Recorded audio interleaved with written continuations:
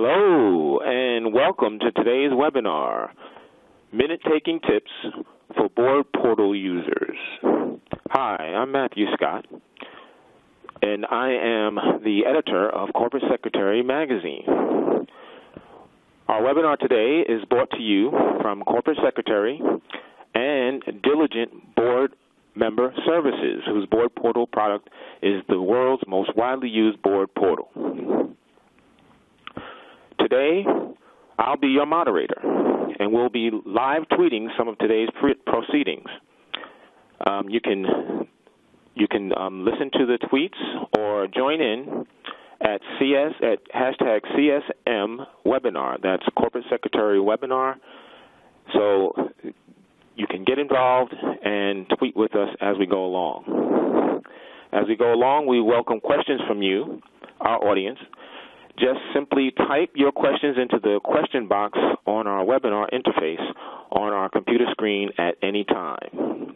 There will be slides used during today's presentation, so be sure to follow along with the slides, which will be available via download on the Corporate Secretary website.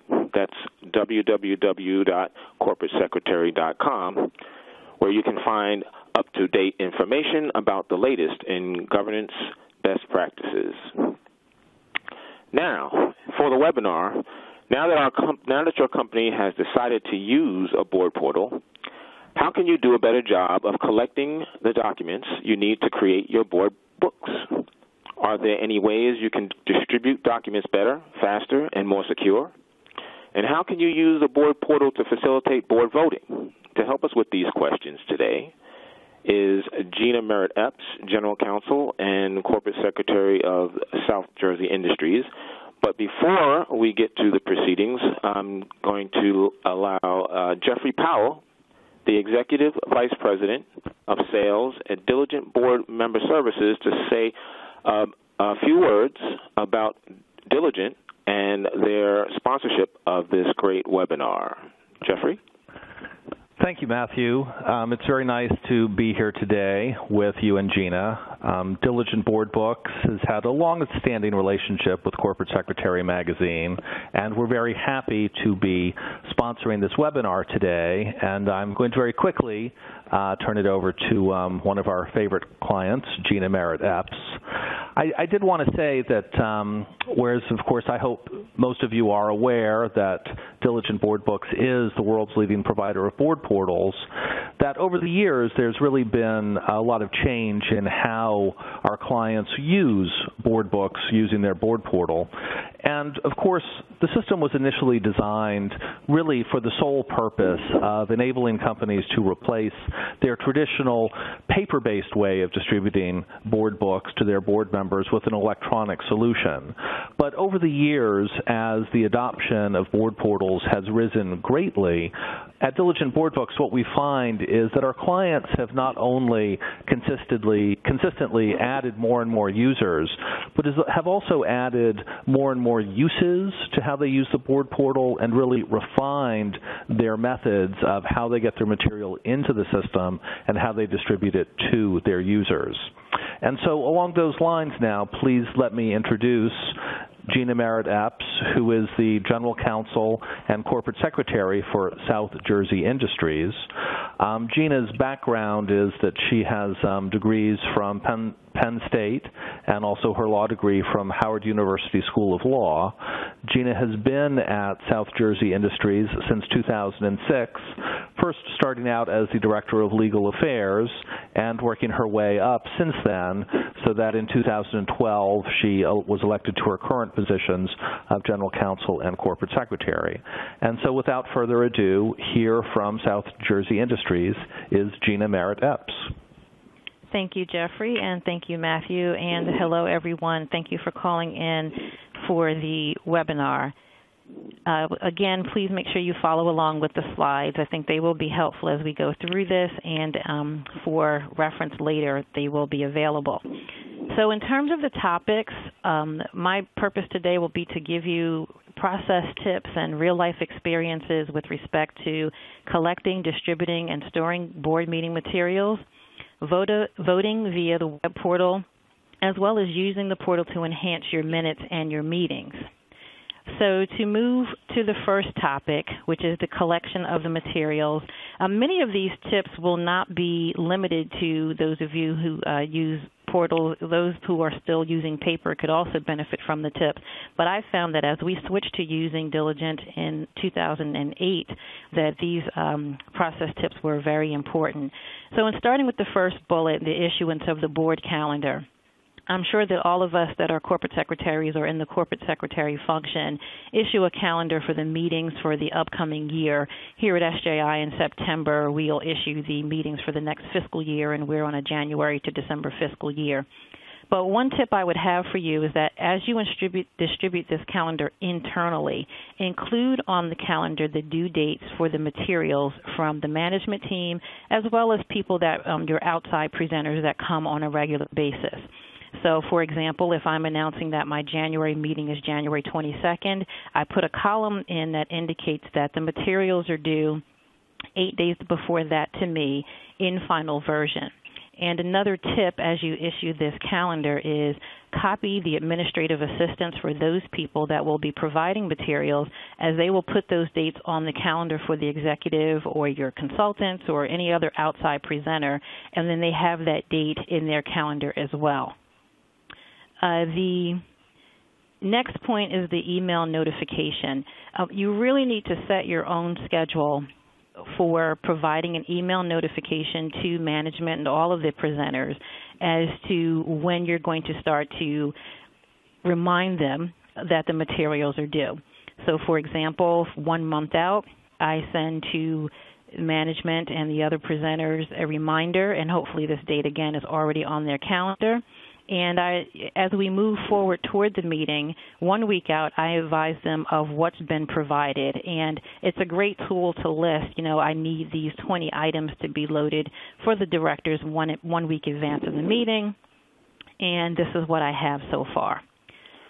Now, Gina, when you're sending out that email, if people are presenters, is there anything that you make sure you tell them about the presentation that they're going to send you for the board meetings in those emails? Absolutely, and that covers really the couple of the bullets on the slide, Matthew. One of the things that I do is I provide last year's version, because as we all know, from year to year there are some standard things that are handled on each agenda, so that, for example, if you're reviewing your charter for a committee every January, you know that that's going to be a document that will be revised, but I do provide a prior year's version just to assist the rest of the management team. Everybody's very busy to say, this is what you gave last year. Maybe you can use this as a starting point as opposed to trying to start from scratch.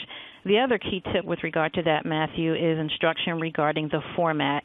I make sure that I advise the presenters as to font size, remind them that the directors will be viewing this on their tablet, usually an iPad or sometimes an iPad mini, and remind them that it's more effective for them to use bullets in their slides or even in a memo versus long, detailed narrative that the directors may have a problem getting through as they're preparing for the meeting. And continuing on the slide, in terms of the issuance of the board and committee calendar, one of the things that I found helpful to management is to post on Diligent or the portal at the beginning of the year a listing of the issues to be covered at each meeting. And I found that this helps those that are presenting to remember that, in September the board will consider this issue, so I need this documentation, and it helps them back into their own personal schedule of when to provide you with that information. The last tip I find to be very helpful. I think that whether we use a portal or not, those of us that are responsible for getting the information to the board are always going to be confronted with people that just simply don't want to give us the information. And one of the things that I remind you of is with the portal, as opposed to hard copy mailing, you have the advantage of posting things when they are available. And you need to remind your colleagues or management or your presenters that when the deadline comes for alerting the board that the materials are posted, that you will say that we have these materials available and the following materials are missing. And in reminding your colleagues that the directors will be able to view certain materials and will know which documents are not yet available because they have not been provided is a key tool for getting people to stick to the deadlines that you have set for the materials. So those are just some tips for collecting materials. Matthew, I didn't know if you had any questions or you wanted to cover anything further. No, you can go ahead with this. In terms of collecting, there sometimes are some protocols that have to be followed, I suppose, in terms of the timing that you're getting things from, getting things out to management. Getting things to the board members, and is there anything that we can go over in terms of that? Yes, and I covered that briefly in the beginning. For SJI, and I think a lot of companies, we try to get the materials to the directors 7 business days before the meeting. And, of course, in using a portal, it saves you a day because that's always been our policy. But, of course, when you were mailing, you would have to back that up one day so that you could have the materials overnighted via whatever carrier you use to everyone. So from my standpoint, so that I can check through the documents, because it's key to check on how the documents are going to look once loaded, for you yourself to bring them up on the iPad or the tablet that you're using and ensure that the things are the right size, that there's clarity. I ask for the materials for distribution 8 days in advance so that I have that 24-hour period to act as if I'm a director and go in and read through the materials as they will see them, both from a substantive and presentation standpoint, and we can take care of that the day before the materials go out. Let's move to the next slide. Okay. So moving on from collecting materials to distributing the materials.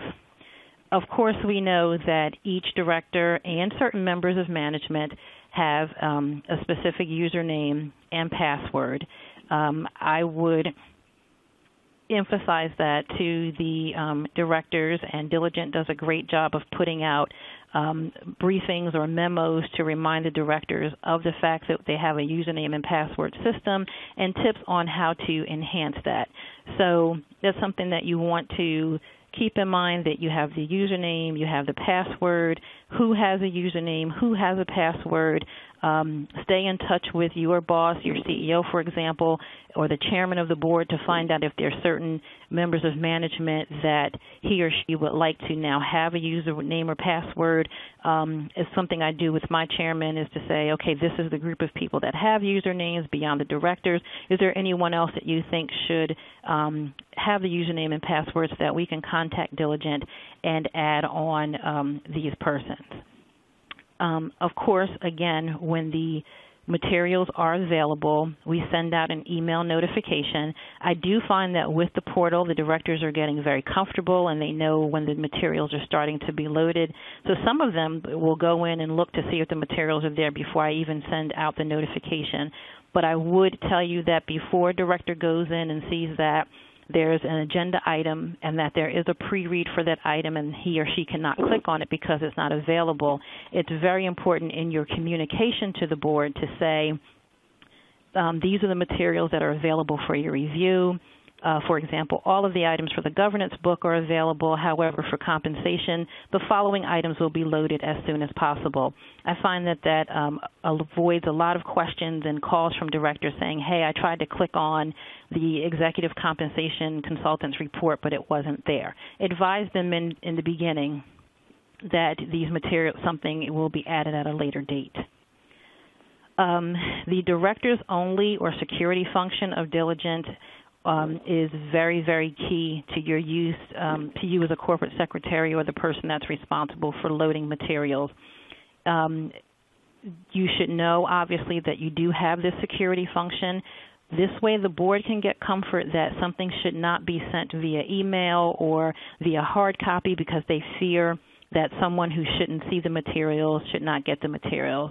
So, for example, if you're discussing CEO succession or management succession and there's a slide deck or a memo that needs to be loaded, Obviously, that's not the type of document that certain members of management should see, so you can make it directors only or identify those persons who should see the document.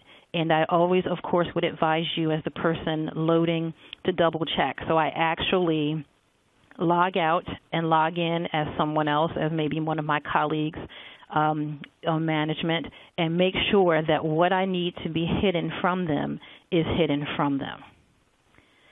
Another key component that I found very helpful on Diligent is the control of downloading or printing. Be aware of these functions that you can control whether or not a document can be printed or downloaded. So, for example, if you have problems with your board printing materials and not shredding them or not maintaining or adhering to your document retention policy, you might consider disabling the printing function or indicating that you don't want a document printed. We allow our directors to print. However, we have disabled our downloading function.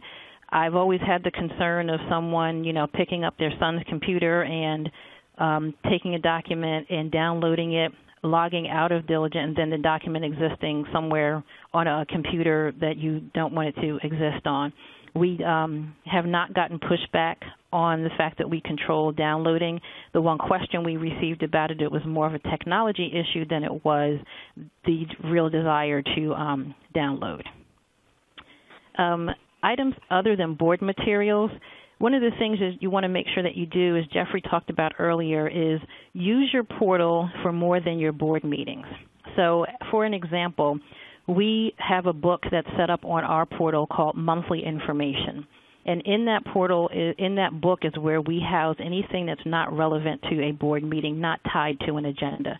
So we will post news articles, industry education materials, analyst reports. And all of that is designed to have your directors become more comfortable with using the portal, and so that when it gets to board meeting time, you're getting less questions, they're comfortable with the portal, and you're facilitating the use of the portal for more than board meetings. And do you allow board members to download those materials or not? We do not, and we have not received that question. And one of the things that when you're loading things that other than board meeting materials, I find that if you're loading things that are concise, one-page, two-page documents, they're not really going to want you to download those because they're quick and they can read them on their tablet. And the last point on this page is for you yourself to maintain the passwords. And we do that for two reasons. We keep a list of the director's username and passwords for two reasons. One, we set up iPads in our boardroom for each director as they come in, so that when they come in, they come to their seat, an iPad is there for them so that they don't have to bring one of their own, and they're able to go in and see the materials as if they had logged in, and this way if they have any notes that they have put into the portal, they can see them. So it is important that you do that for setup purposes. The other reason, which we'll talk about a little later in terms of voting, is you may need to log in as a director. A director may authorize you to do so that you can vote on their behalf or for other reasons, retrieval of notes if they're having technical difficulties. And so you want to maintain those as opposed to having to ask the director, okay, can you give me your username and password? Okay. Why don't we move on to the first polling question for our audience. You can see the polling question on the screen. We'd like you to participate so you can vote. Which best describes your organization, how your organization currently stores its minutes?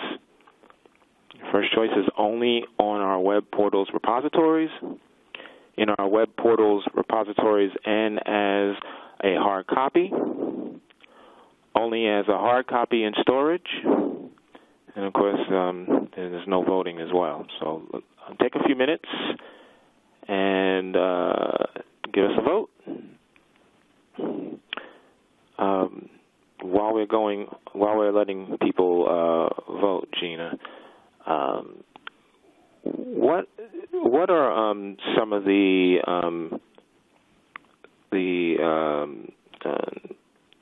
how can you add documents after the board has been alerted that things have been uploaded and they have access to the actual board book? That's a great question, and it's one of the best things about a portal is you can go in and redo a book to replace an item. So if you find a typo in a memo, or if you need to update a memo because something has happened since it was posted, you can go in and actually, as an administrator or the person with administrative rights, goes and deletes that document, replaces it. When the directors log on, they will have to resync. If they're using a tablet, they will receive an alert that something new has been loaded. I normally, once that happens, if it's a real significant change, something beyond a typo, something that I really need to draw their attention to, I will send a subsequent email to say that, the memo regarding issue X, Y, and Z that will be addressed in the governance committee meeting has been updated. Please go on to the portal and make sure that you review the revised memo. Okay, let's see what the answers to the poll question are. We have about 70% that have their information on the web portal repositories and as a hard copy in storage. That should be about right, huh? That's consistent with what we do here at SJI. One of the things is you may have specific statutory requirements with respect to your minutes to maintain a minutes book. So we maintain our minutes in a section of the Resource Center of Diligent, which is the Resource Center is very helpful as well. We have all of our minutes, once they're approved, stored there, and we maintain a minutes book as well as we're required to do. And so the results of the voting for that question, Matthew, are pretty consistent with what I've heard and our practice here. Okay. Why don't we move on to the next slide?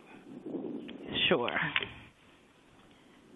So the question about minutes kind of leads into what we were talking about with storing of materials. And these are common questions, particularly as people move forward to go from paper to using a portal.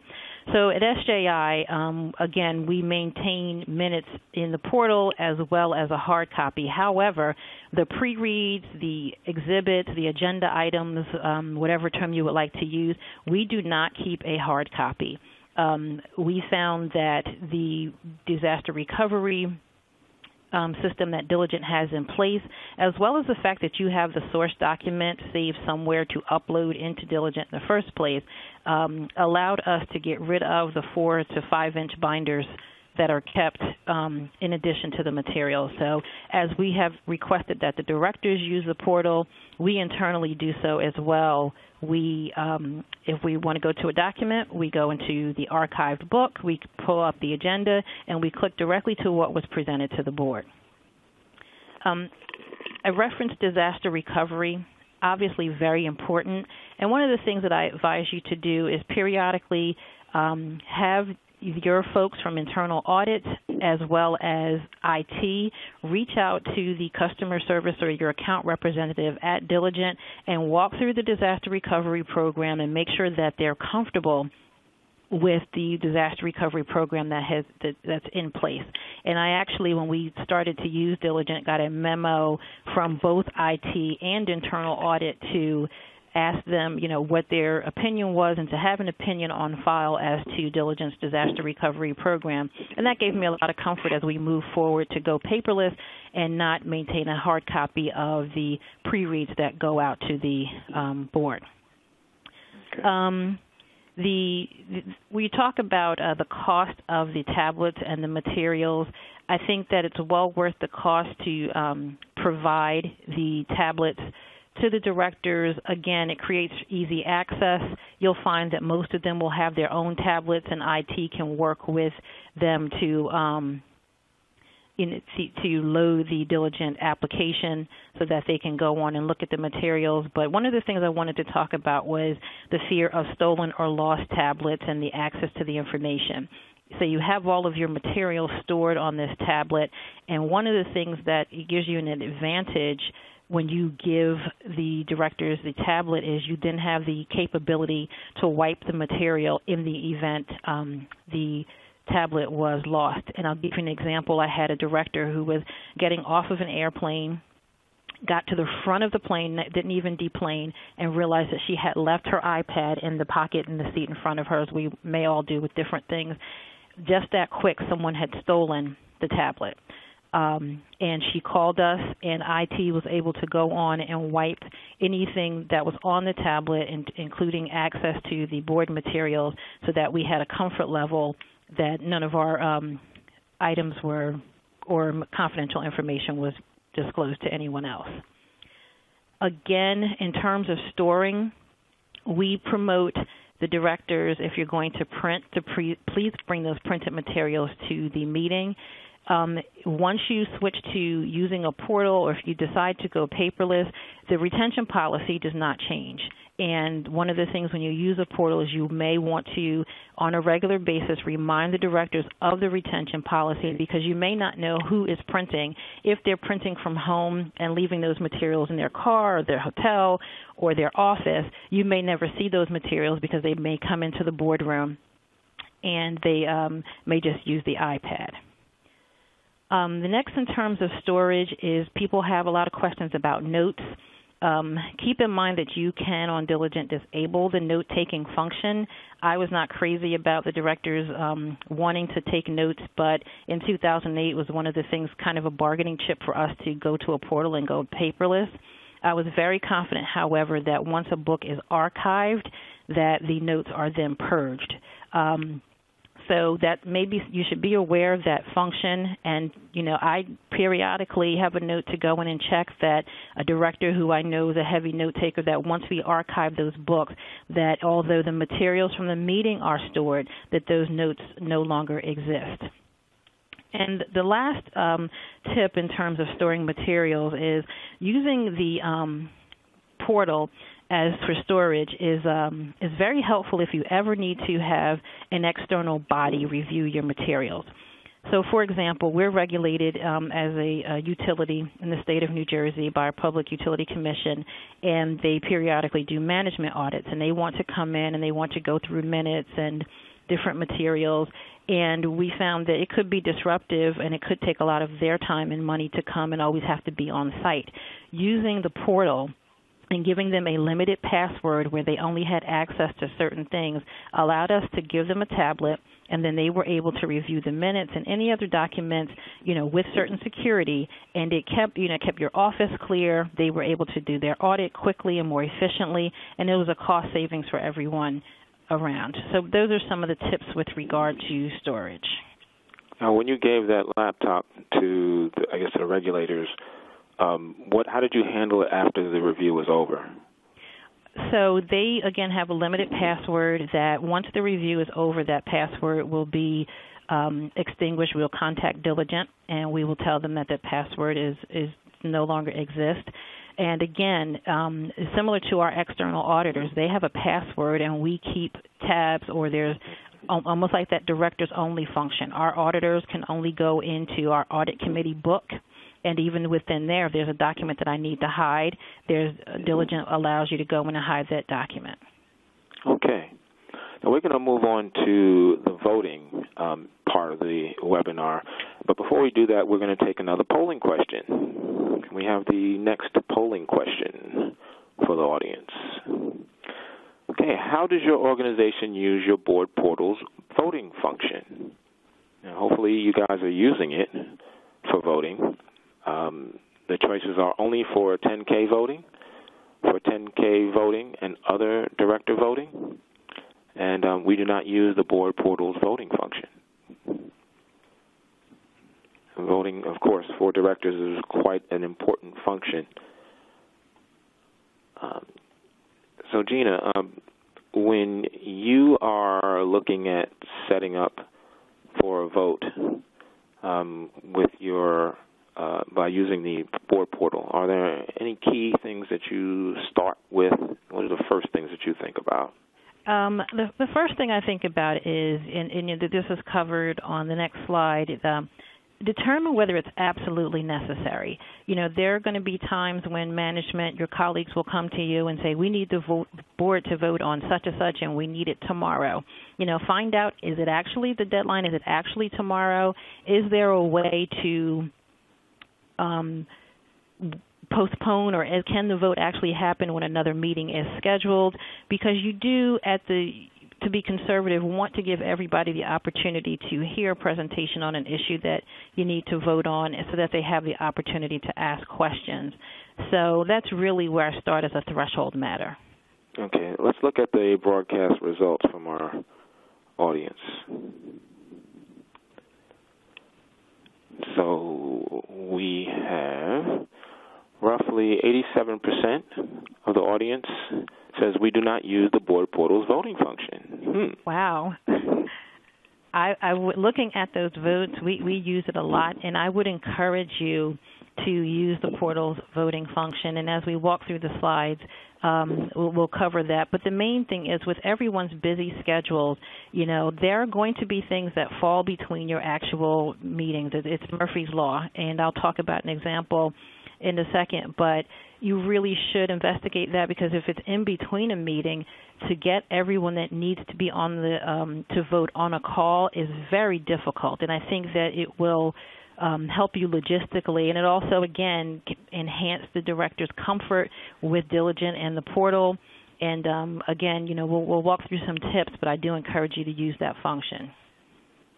Okay, let's go to the next slide and continue on. Okay, so we covered the first one about determining if it's absolutely necessary. Again, you don't want to rely on voting solely if it's on an issue where it's more appropriate for the directors to have an in-person or at least by phone presentation and the opportunity to ask questions. If you determine that we need to move forward, obtain an explanatory memo. Now, the example that I will give you is my board meets in March. We have our annual meeting in April, and our external auditors had an overrun on their audit fees, and they needed audit committee approval by the end of May.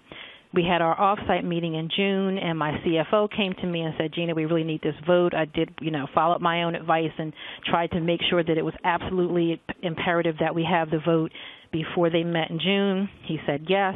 So the first thing I said is, you need to give me a very concise explanatory memo. And again, because if it gets too complicated, if it's something that really is not able to be set forth in a one-page memo, your directors may push back and ask you for a conference call. And again, that may be appropriate, but there are times that if the memo is concise and clear enough, you will be able to move forward and do the vote via Diligent. So that's the first thing that gets posted, is the explanatory memo. The next thing is I contact the chair of the committee or the board, depending on the nature of the vote, to advise that we need to have a vote via the use of Diligent. Advise them of the posting, contact them, get their buy-in so that they know about it before receiving the email. And one of the things that's very helpful is the chair may actually go in and vote first, or authorize you to go in and vote first, because it's very effective for the other directors to log in and to see that the leader of the group has already consented or voted yes on the issue. Make sure Diligent will ask you as you're setting this up, do you need a majority vote or a unanimous vote? And your administrator will actually get alerts when you've reached the number of votes that you needed. So if you have a 10-person board and you need majority, once you get 6, he or she will receive an alert. Also, they'll receive an alert once they get to 10 out of 10 votes if unanimous is needed.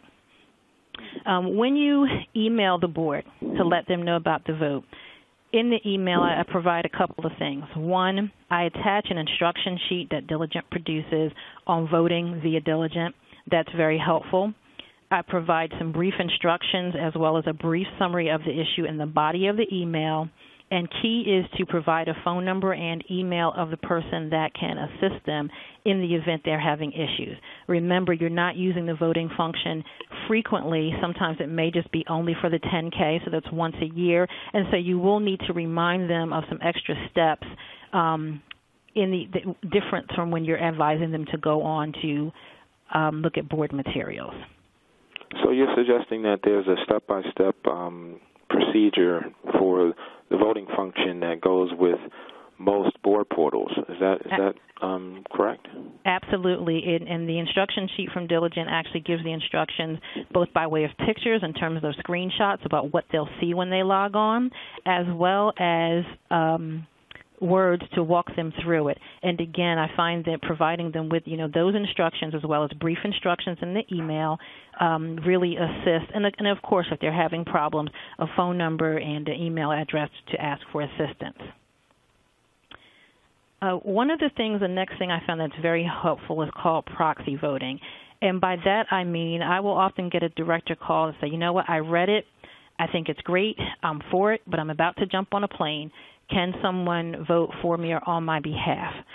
And my response to them is if I get a written email asking them to vote, for me to vote on their behalf, I will do so. I also send written confirmation responding to that email and copying the chairman of the board and or the committee to confirm that I've received authority to go in and vote for that person.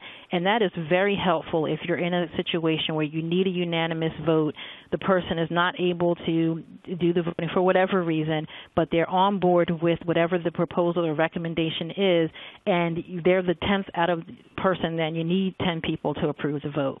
Again, to protect yourself, I don't accept the proxy voting instructions over the phone. I only do them by email, and I am sure to reply to that email with copies to the chairman of the board and or the committee chair, and I print a copy of that email to put with the documents that are in my next bullet point, which is I print the memo, I print the actual vote that shows their signatures, as well as any instructions for proxy voting.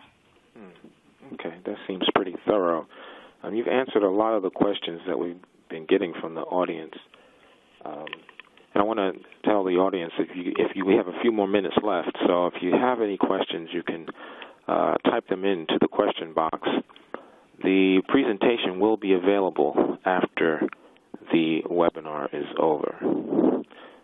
So we have any closing points to go over, Gina? No closing points on the voting. I think that, and we can be available to anyone if they have any specific questions, but I would just encourage people to use that function. Okay. So we've had our webinar. This has been great for today, and I just want to say thank you to Gina Merritt Epps for coming in and helping us here today with the webinar. And also thanks to Diligent Board Member Services for sponsoring our webinar for today. I want to also remind everyone that they can go to www.corporatesecretary.com to download the webinar slides after we go off the air. So thank you for joining us today for our webinar on minute-taking tips for board portal users. This is Corporate Secretary, and I'm Matthew Scott. Thank you for joining us today.